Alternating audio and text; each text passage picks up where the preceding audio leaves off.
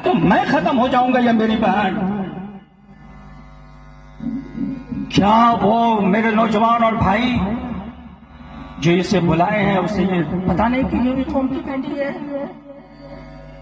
और अगर उसकी गैरत खत्म हो गई है तो पूरी गांव ने अपनी गैरत को गिरवी क्यों रख दिया है? मैं गांव का हूं, गांव के होने के नाते बोलने का हक रखता हूं।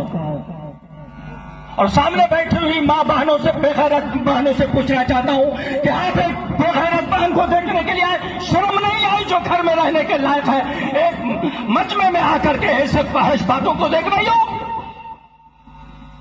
तुझे तो शर्म आनी चाहिए थी कि ये भी किसी की बहन, किसी की बेटी है। अगर तुझे पर्दा चाहिए, तुझे शर्म आती है यहां आने में, अगर कोई है तो यहां आकर बैठ जाओ, अगर नहीं है तो फिर इसे क्यों रखते हो? और आप ये कहते हैं कि हर जगह कव्वाली होती है, हर जगह कव्वाली होती है।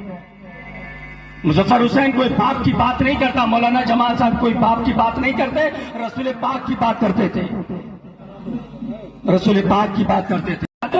तो मैं खत्म हो जाऊंगा या मेरी बहन? क्या वो मेरे नौजवान और भाई जो इसे बुलाए हैं उसे ये पता नहीं कि यूनिफॉर्म की पहनी है?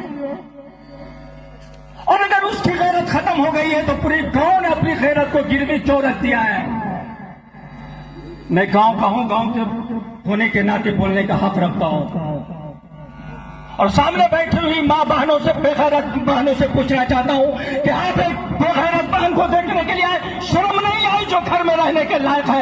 एक मजमे में आकर के ऐसे फहश बातों को देख रही हो? तुझे तो शर्म आनी चाहिए थी कि ये भी किसी की बहन, किसी की बेटी है।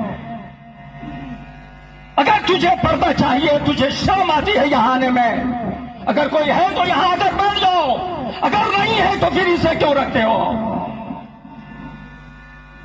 और आप ये कहते हैं कि हर जगह कव्वाली होती है, हर जगह कव्वाली होती है। मुजफ्फर हुसैन कोई बाप की बात नहीं करता, मौलाना जमाल साहब कोई बाप की बात नहीं करते, रसूल पाक की बात करते थे, रसूल पाक की बात करते थे।